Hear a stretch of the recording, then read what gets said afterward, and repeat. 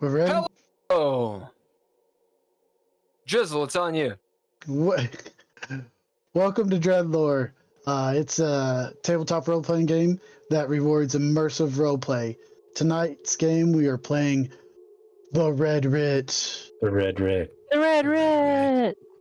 In DreadLore, characters use traits to gain control over the fiction. If they're tasked with a pose or particularly difficult, they might have to throw down dice. But more so, it's on us to be creative more than dice play. I'm Drizzle. I play Simon Vincent. We have Ken Howl, who plays Nord. Andrea Elliott-Johnson, who plays Leah. Daniel Hulker, who will be here in a minute, plays Tony. Tony. Our arbiter, Bill Bunkum. That bitch. We'd like to thank all lowercase letters and Mr. Interrupt for the music that you'll be hearing. Thanks to our Patreons, Nostalgic, Natalia Cline. Roberts, Tim Roberts, and Daniel Hulker. Daniel Hulker. Yeah. The Hulkinator.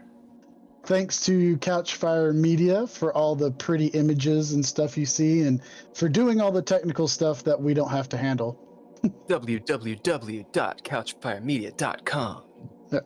And thanks to Terrible Productions for whatever the fuck they do. They're terrible.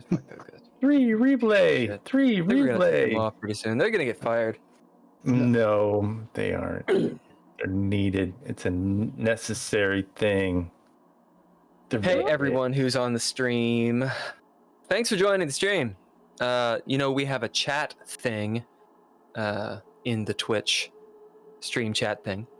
You get dread points, which are channel points, for being in the stream. This is a Twitch thing, and you can use those channel points to do cool shit.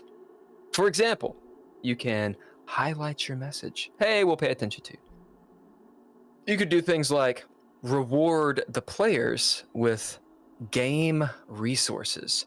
All of this is described somewhere on Twitch. I will let you find that out because I don't know how to use Twitch. I just set it up. If you're interested in any of what we're doing, DreadLore.com is where you'll find all the information. We do so many podcasts and so much bullshit. You are welcome to join us on our bullshit journey. What is the next step of this? Oh yeah. So we've started a podcast. We've got this live Twitch thing. You can also find all of these episodes, including our Into Space campaign, including our Getting Geeky Gamer podcast. All the shit is on Spotify. Tell your friends. Hide your kids. Hide your wives. I got a new. What? I have a new tagline. I just made it up in my head. So you know how you know how it used to be under the DreadLore things that you don't need to roll to win. Yeah, okay. It used to be. It still is. It's on the fucking t-shirt. Okay. So, well, I thought there was some kind of confusion. Anyway, so I got a new one, and it says, "This is just for us. Like, we don't need to roll to win, but we do roll up." I just sounded. What was that laugh? Ha ha ha ha ha. I had a cartoon laugh. I have a cartoon laugh. What is it again, Andrea? We don't need to roll to win, like a comma, but we do roll up. But we do roll up. But we do roll up. Yeah, if we can make that tighter. Just tighter, you know what I'm saying? Then we could probably put it on a t-shirt. Hey, there's t-shirts. You could get the DreadLore logo on a fucking coffee cup. Get it on a goddamn bag. None of my players have it, but they all have the books. Drizzle, I got you a t-shirt. Yeah, I've Drizzle, got 2 shirts. Where's my t-shirt? Ken, do you have a shirt? I didn't get you a shirt. You can get the shirt that I'm wearing. This is one of the new ones. Do you like the? You need to go to the Redbubble thing. That's what it's on, and pick out a shirt, and I'll get you a shirt, baby. All right. I'll buy you a shirt. We got you. Ken, what are you drinking? I'm drinking Bullet. Bullet. Drizzle, what are you drinking? I've got free Corona today. Ooh. Free Corona. Yeah. Explain. It's left over at a party, and they were cleaning up, and they're like, "Oh, well, we don't want this Corona. You want it?" And I'm like, "I'll take it." Free That's the Corona. best kind. Yep. It sounds like a slogan or a Free Corona. Free Corona. Free Corona. Corona. You know, I fucking hate that song. Do I hate that song? Yeah, it's annoying. Now you do. Yeah, a little ways ago, when we were doing Dungeons and Dragons, the Dungeons and Dragons campaign. What was it called again? Richmond Faye. Yeah. We did a fundraiser at the behest of Kentucky Fried Dice, which if you guys haven't checked out their channel, you might check out their channel. Kentucky Fried Dice does a whole bunch of really cool shit. But I was actually thinking I haven't talked to you guys about this at all. We might do another fundraiser. Maybe. If you guys are down. You don't have to be down. But if you're down, we might do it. A deal. Just as long as it's not for McDonald's. No, it would be for Palestine. Okay. Well, they need all the help they can get. Yeah. That's real. So we have to research like an actual, someone to give money that we'll actually put it to use. So if the chat has any ideas, or if you guys do, for Palestine probably would be the wrong one. Yeah. But just somehow aid that situation. I don't know how we could do it, but it'd be cool if we could. Just to bring it down a notch. Right, so the last game that we played, the last session, this is session number 26 of the Red Writ. Yep. The Red Writ. 26, that's half a year, baby. 26. A whole lot has happened in this game. We're not going to go over all of it because a whole lot has happened. The last time we played, we actually played Into Space. So we've had a little bit of a buffer week. This game, we're going to do a little bit of recap, get you guys back into the flow, because all these big old decisions you're going to be making, well, they're bigger and bigger. We're also, the royal we're also stalling because Holker just told me how long he has before he gets here, which is about 8 minutes away. So I think a little bit of a recap might be good. The recap. And he knows exactly what's going on. So he doesn't need a recap. No, he knows what he's going to do. He already knows. He's going to read that book regardless of what's going on. You are in an octagonal room, right? 1, 2, 3, 4, 5, 6, 7. Yes, an octagonal room. It is a big old fuck all room where they sacrifice people.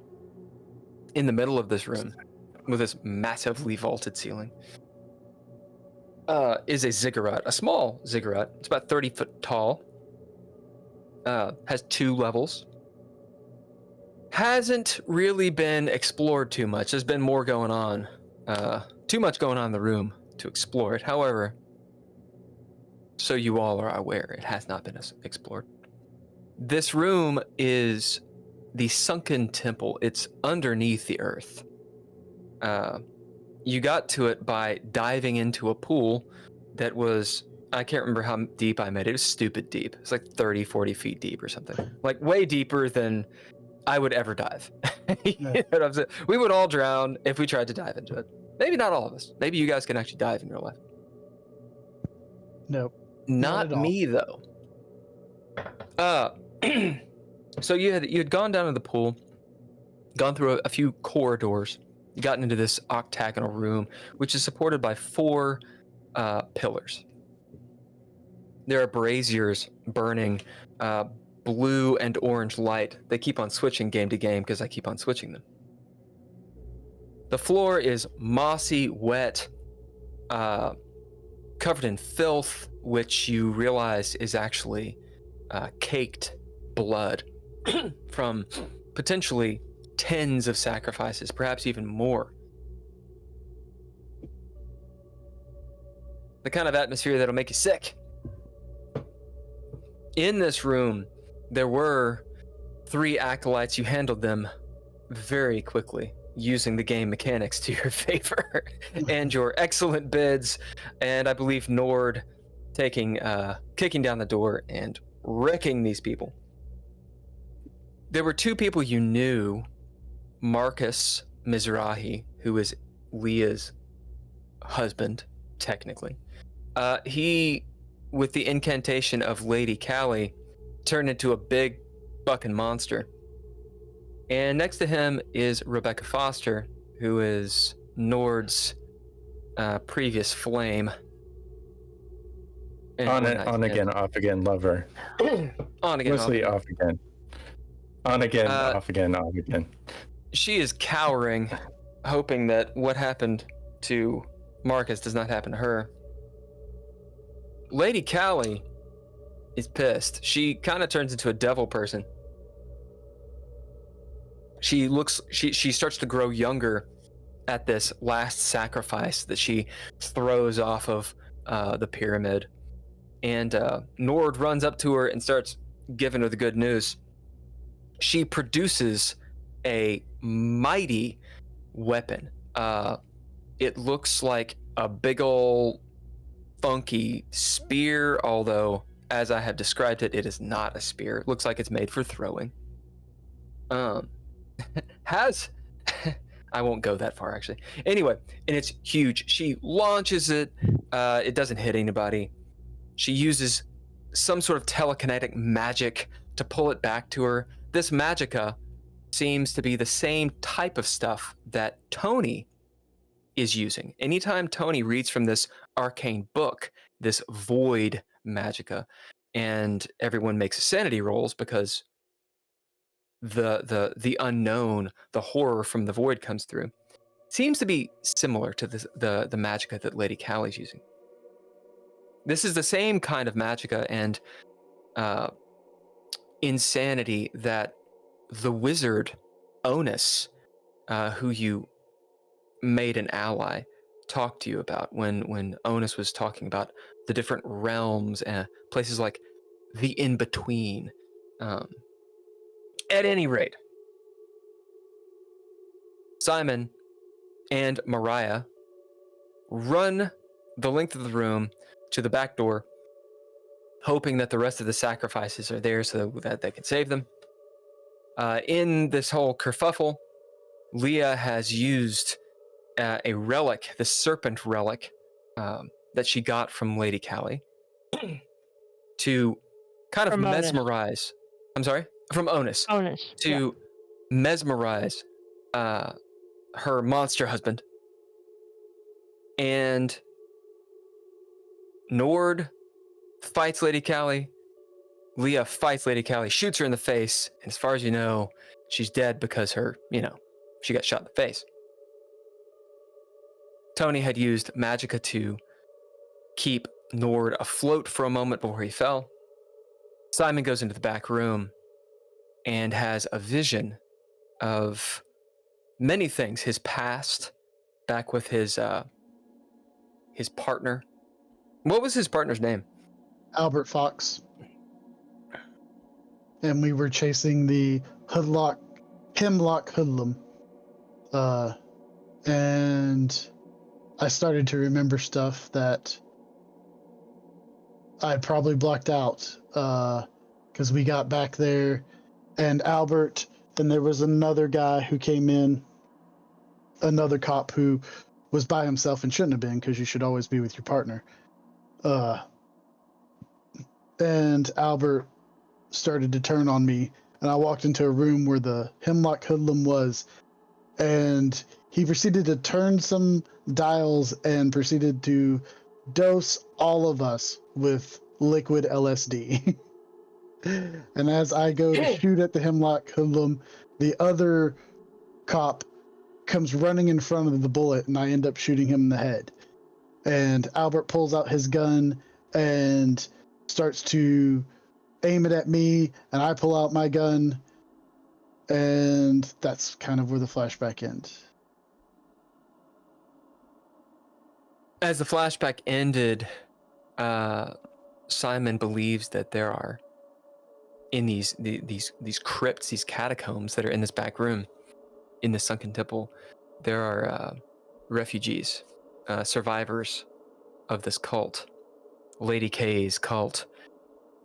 But when the rest of the group looks, they don't see that. What do they see? Bones. The bones of many, many dead.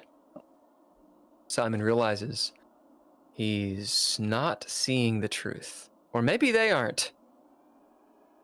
And that's essentially where we're going to start. Essentially. Many things are happening outside of this room. You left, there was a raging blizzard going on in Detroit. The power had been shut off. You've been warned that the sleepers would be awakened. And all sorts of hell's going to be going down in the city. The only light was where? A lighthouse. Oh no, at the DuPont's place. Yeah, DuPont's place. The Buttes. The Buttes place. Grosse Point. And Bald Hill Cemetery. And, in fact, the lighthouse, the light was still on, although it wasn't working properly. Something is going on at the lighthouse. Something is going on at Grosse Point. There's also, at least part of the roof caught on fire at the Buttes house, too. Yeah, part of the roof caught on fire. Apparently they were burning candles and left the room unattended. That's not what happened. We set those fires. They had a bonfire, and they just weren't, they weren't very careful with it. Yeah. They were not at all careful with it. As Mariah chimes in, and she's like, "Are we the bad guys? Are we the bad guys again? Again? Yes. So that's essentially where we're going to start. We'll start first, though, with Simon. It's like when you've woken up and you're not sure that the dream that you had was a dream. You see where you are. You see that you're standing. You're not in the same place. But there's that question, perhaps, in the mind of, did it happen like that? Was that just something? It's been many years ago. Maybe it didn't happen like that. You don't know. Or maybe you do. Actions on you. You're standing half in this catacomb room, half in the main auditorium as you hear Leah's shot ring out. Boom! You hear the all too familiar sound of, brain matter splashing on the ground, and the heft of a body and the thud. Mariah's next to you. And so I had just hauled off and punched the door as hard as I could. Oh. I don't know if that was real or if I was just seeing things, but if it was real, hopefully I helped them. Sorry about that, kid. I think all this is kind of getting to me. Mariah looks up at you all too sternly, which is hilarious because she's 12. She looks a wreck. Maybe you realize how rough you look. As she doesn't say anything, her eyes are just firmly locked on you. There's sympathy in them. At the same time, there's the image of There's the feeling of, let's get on with it. We have something to do. Hey, let's go see if we can find stuff in that room. With the bodies? No, the down past it. The two rooms to the sides had bodies, but down past it, there was the chest and stuff down there. She turns. All right. As she has this little pipe she's picked up, and she starts walking into the darkness. Okay. And I will bid observant.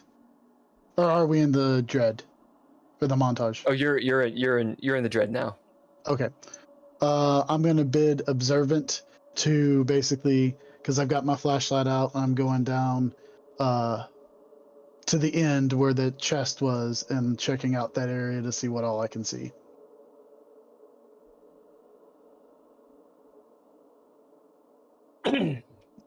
As you move down, you hear Leah and Nord perhaps moving about. Speaking of you two, Leah, you're standing over top, not over, over top Lady Callie, her body, lying face down. Her red robes, like rose petals around her. What are you doing? You were behind the cigarette. You said there's fire? And then, Yeah, like, there's torches them along? in braziers at the beginning, on the four corners of this room. Okay. So Leah will turn around. We'll turn towards the closest one, wherever. I guess if we're on the back, I don't know. I assume that there's one close by. Nope, Ish. they're at the corners. You're about equidistant. Okay, well, I'll eeny, meeny, miny, moe it and go to one of them. Probably the one. I don't know. Probably the one closest to where Simon went into. Okay, yeah. So that's off to the left of the room. Okay. And I'm going to. Are the braziers? Are they something that would be portable or not really? No, they're big. Oh, okay. They're big. They have stands, and it's just this large bowl with Gotcha. coals and skulls and all kinds of body parts in it, all blackened, raging with this unnatural blue and orange fire. Okay. So in that case, as I'm going along, I will, presumably there'll probably be a body or something along the way. Just a body hanging out. just one of the sacrifices people, or somebody that we killed. There's the decapitated body that Lady Callie threw off, and then there are the nearby, where you're going. There's the body of Abigail DuPont, who you shot. So I'll probably go to the beheaded body, and take off its shirt. Okay. And wad it up, kind of like roll it around itself. And as I get to the brazier, I will light it on fire, and bring it back to Lady Callie's body and toss it, on her to catch her on fire. Whoa! Assuming as this is all happening, Nord, what are you doing? Well, I'm probably slipping around in the blood of Lady Callie, trying not to get any of it in my mouth. And I look up and I'm sure that I see. I'm kind of trying to get up, but there's a lot of blood and I'm slipping and falling on the ground there. I'm gonna try and take a little baggie out of my coat and collect some of Lady Callie's blood. Sure. Yeah, you can collect some. It's got some dirt in it, and you get some of the blood. There's ample amounts. Yeah. And I look around for Rebecca Foster. You don't see her. She's you're behind the ziggurat. As far as you know, she's on top on the second level of it. You can hear, both of you can hear the murmuring. It sounds like Tony reading from a book, and you hear some whimpering, which Nord sounds to you like Rebecca Foster. Okay, well, I'll head towards that. Are we in the Dread? Oh yeah. Should I bid to get to her? It's entirely up to you. If you want to change the fiction, then yes. I'm gonna bid Gleam the Cube and give it my all to run up and try and find her.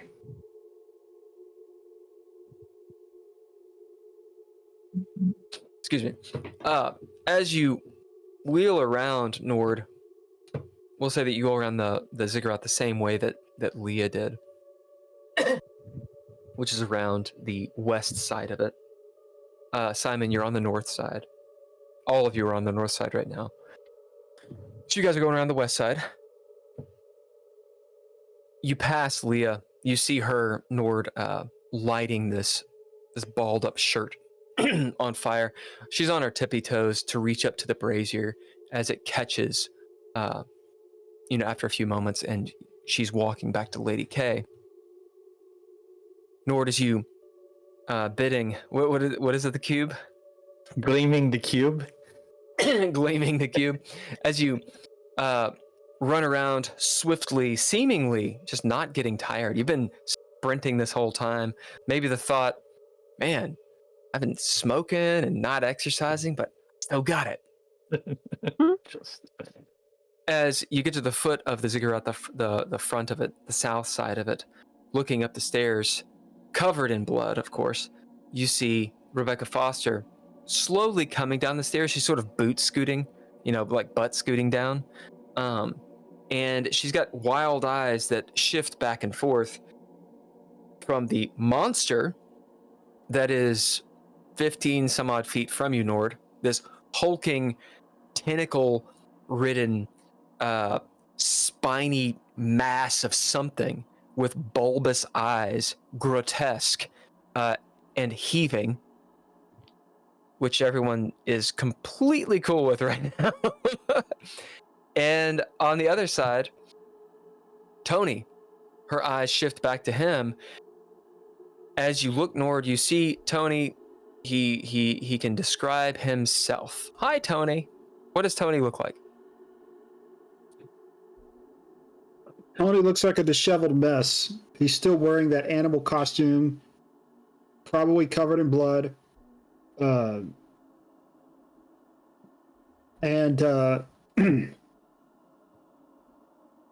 pretty unkempt. He's wearing the animal skin. Do you remember what kind of animal it was? A deer. With the antlers and such. And as he stands there, 1 foot I'm wearing out in front, 1 foot out in front, he's got this tome, this ancient manuscript, which he's reading from, and it's emanating a soft purple light as his eyes have rolled back into his head and he's chanting like a prayer. There's this slight billowing of wind in the pelt. He looks like a witch with the antlers and the darkness. And Rebecca Foster looks absolutely terrified as she sees you, Nord, having bid Gleaming the Cube. Seeing you, she immediately recognizes you and leaps from about 7 stairs up down at you to grab onto you and hug you for dear life. Do you move out of the way? I mean, I try to catch her a little bit. Like, I'm not going to put on all under her, but I'm certainly going to try and help her land properly. I'm not going to just let her like fall, kill me. But can I bid again, or is that sort of thing? That's the bid. That's the That is bid. the bid. As she grabs onto you and she says, "Oh, thank God."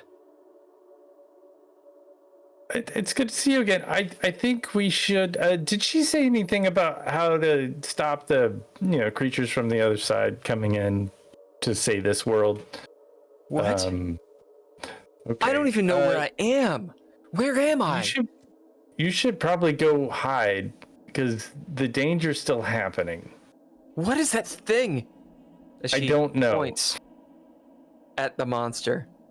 Don't look. Just run away. Run away. She has a kung fu grip around your neck. She is not letting loose. It's like an iconic 70s poster. Yeah. Okay. We. I'm gonna go towards it. Maybe. Maybe I won't. Tony, I hope you're reading the book and thinking about that guy that I didn't see until just now. I'm still reading and chanting. My eyes are rolled up back into my head. It's glowing. Speaking of Tony, do you bid anything? Are you trying to accomplish anything, or are you just slowly going nuts?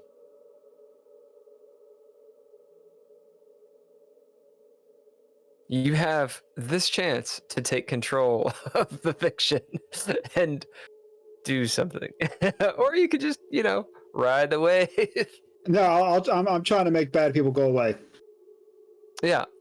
So at present, the only bad person, I mean, Nord, Leah, they're not bad people. The otherworldly people. Oh, otherworldly. The only one that you see is the hulking monster who seems to be pacified. I'm telling him to go away. All right. Or trying. What are you bidding, and how are you doing this?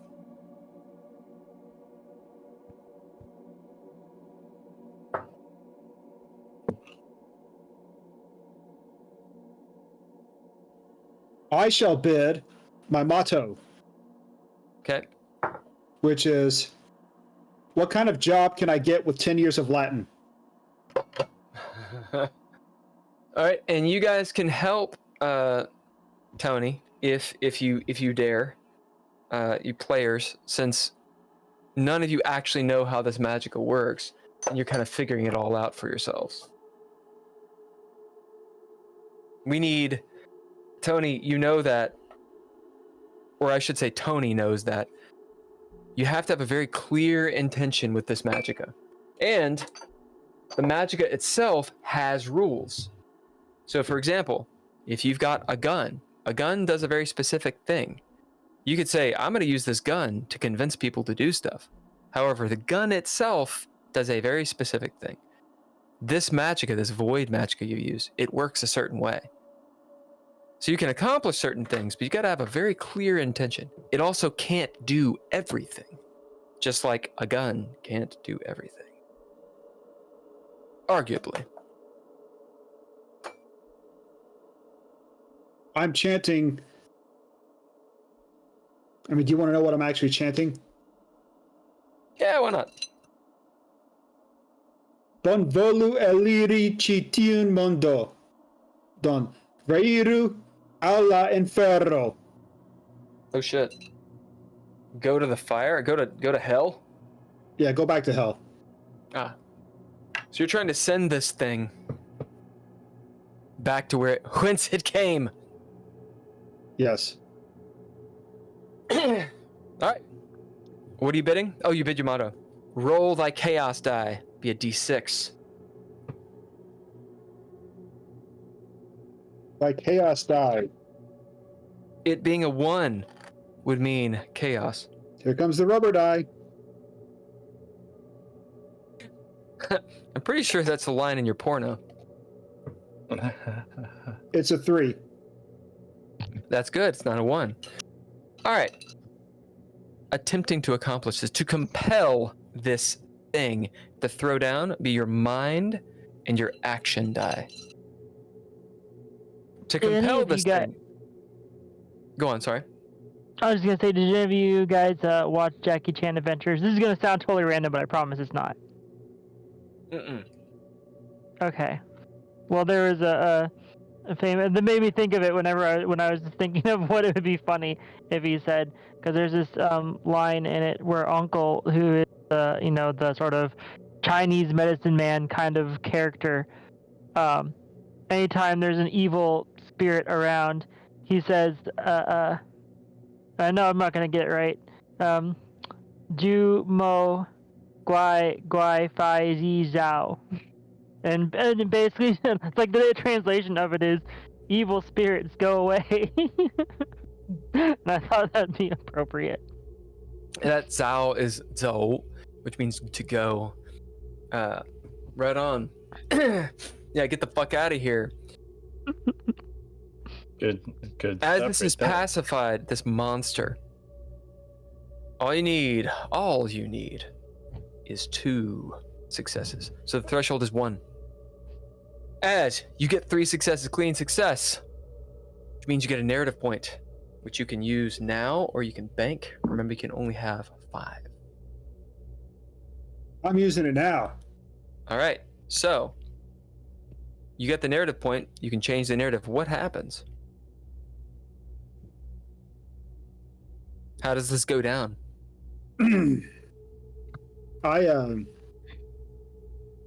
I chant this to the monster, Yep. and my voice starts getting louder and louder, and I start to rise up off the floor. And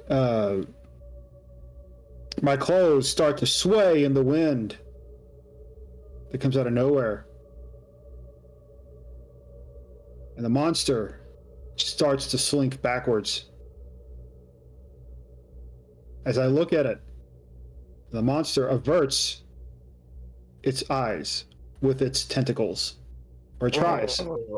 Got to make the best effort possible, because it's a monster with tentacles, and I don't know if it has eyelids, but it's got to use something. Yes, and then, because you accomplish your task. And then the monster just starts to sink below the floor,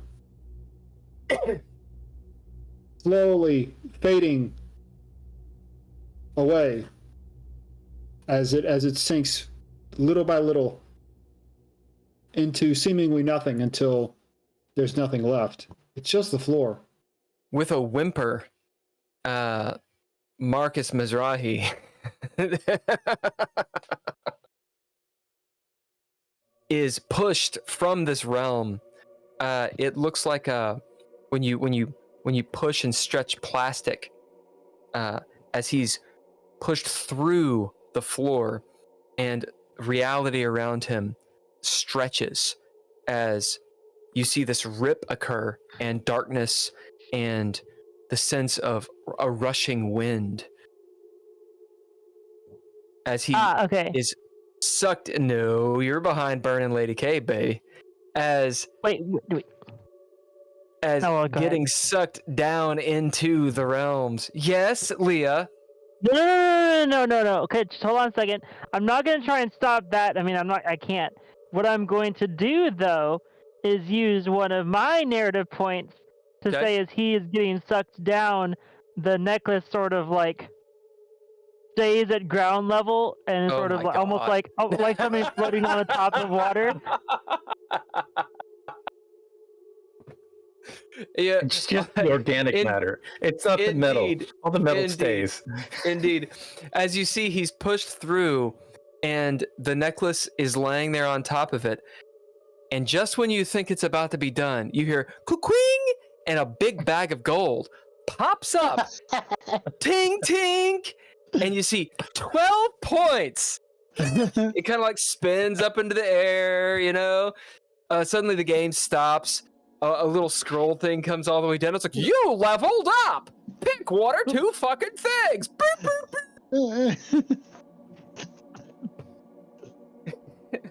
As Leah, you have like this whole poster of you like, divorced. Yeah, you get the loot. The loot's there. Also his wallet with all of his money. Go ahead and roll the D100. We'll see how much he had. Are you fucking with me? I'm gonna rib the shit out of you for this. Go on, roll that shit. 1982. Do we have credit cards? Was that a thing? Yeah, there are credit I don't cards. actually know. They had to put it in that machine, and you put the little laminate in the bottom, yeah. and then you put the credit card in, and then you went.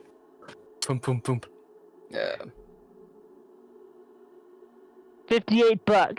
Hey, in 1982, it's pretty good.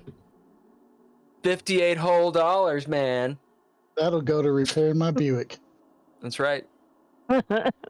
Buy a whole Buick for $58. $58. Keys to his truck. What else? What else would he have on him? His birth certificate. Next session, the alimony will just start showing up out of the ground. Right. You get little letters from hell. The text on the letters, it's all cursive, but it glows in the dark. And, I mean, it looks normal in the light, but when you turn the lights off, it glows in the dark. Indeed. All that is there. Good narrative point. Well, good. So, like, I swear, like, I had logic for it. Like, like maybe because, like, the necklace didn't seem like it would be something of that realm or wherever he's going. It's like my logic for that was, the logic makes sense. It's just funny that you care more about the fucking necklace. Like, I figured I couldn't stop it. I figured I couldn't stop it. So, like, you kind of already implied that I can't stop it. So I'm like, at least I'm gonna do something with it. I figured you'd use a narrative point to, like, change it so he didn't die. Or Mariah gets to go to hell every night. Know where he is. Can I fix it?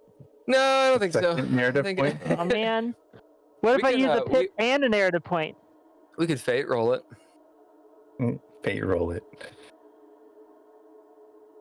You want to fate roll it? I mean, yeah. Do you love him that much? Do you want to spend your resources? I mean, at the very least, Leo wants, jewelry. Answers. No. I just figured. All right, let's fate roll it. All right, so fate roll. Who's got fortune? Who's got false fortune?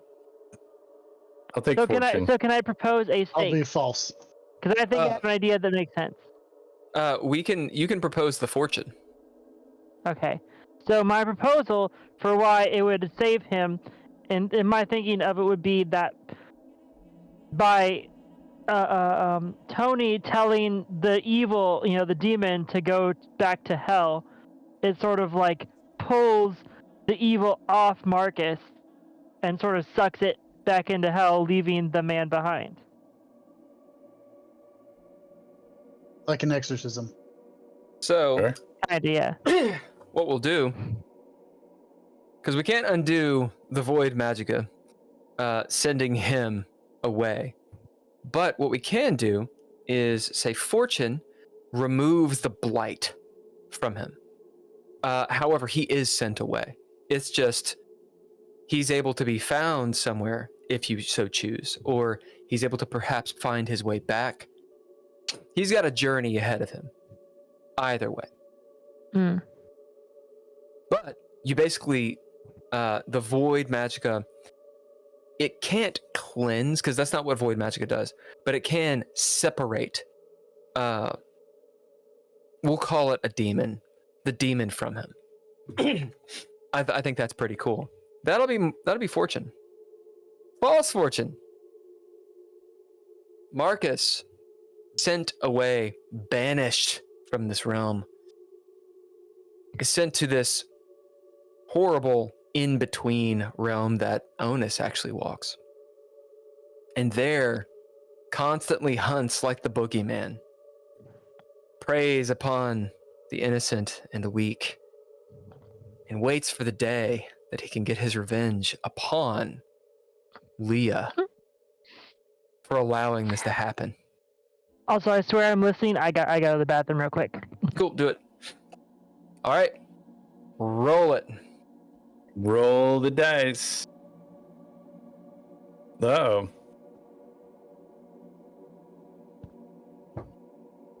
I rolled pretty high. Leah turned into a corgi. Yeah. As false fortune, did you roll higher than a 95? Oh, No, I didn't. Not even Ooh. close. I rolled a 76, so that was pretty good. I mean, I was Nice. 3/4 of the way there. I don't have a lot of stake in Marcus, so I'm not going to spend my resources. Oh wait, which one of you was false? I was false. Oh shit. Oh, all right. I thought it was the other way around. And I don't know if I have a lot of resources. I do have a lot of resources. I So I'm have not gonna one. spend them. I have enough to. I have enough to spend one on it. All right. Okay. Okay. Leah drops proficiency. Yeah, I'm feeling good about this one. Oh shit! You're gonna have a hard time beating me on this one. Uh-oh. Okay. I have an 82. I win. I got a 97. Hell yeah. So Marcus is howl. doomed. Howl of the Daemon. Howl of the Daemon. You see Nord, I should say Nord and Tony, you both see this tentacle monster ripped from Marcus. It takes off a good layer of his skin. And it's shunted immediately, like in the flash of in the blink of an eye, into the greater void. You see it howling, growing larger, and as it's about to attack, something otherworldly occurs. There's a split like a lightning strike as you hear an explosion in the distance of this far realm, as Marcus is hovering there in the void energy, Tony, that you have. As he looks up at you and looks down at you, Nord, as he's about to speak, he fades. You get the sense that he is freed from whatever blight he had on him, but he is sent somewhere in rags and wounded. That's gonna be it's gonna be quite the transfer if he gets every other weekends for Mariah. It's a long Can distance. you imagine Yeah. Leia having to tell her every other weekend to just go to hell? And don't know why I tried. Sounds like Don't a know. hell of a trip. Hey. Yeah. Let's take a break. I'm gonna get some coffee. And right. you know, sounds like a good point. Take a 10-minute, and then we'll do the All right. sponsor when we get back. Sounds great. All right. Thanks for joining us for our podcast that we do every Monday night at exactly 7 p.m. Eastern Time Zone. Do you want to do this, Drizzle? You want to read us through? Thank want you me to to the get- cast. Me, the Drizzle, Ken Howl, Andrea Elliott-Johnson, Daniel Hulker, and Arbiter Bill Bunkum. Thanks for the music by all lowercase letters and Mr. Interrupt. We'd also like to thank our Patreons, Nostalgic, Natalia Cline, Tim Roberts, and Daniel Hulker.